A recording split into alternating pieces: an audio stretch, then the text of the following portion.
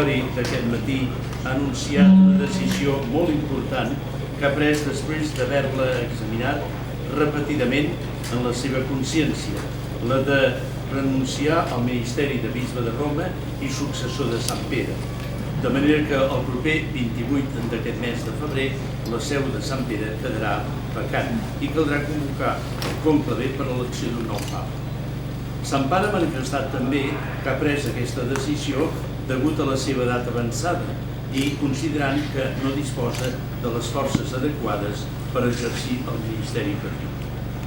Aquesta decisió que ha fet pública avui el Sant Pare és coherent amb alguna manifestació que ja havia fet, en el sentit que, si considerava més endavant que no podia realitzar degudament el seu ministeri patrí, renunciant.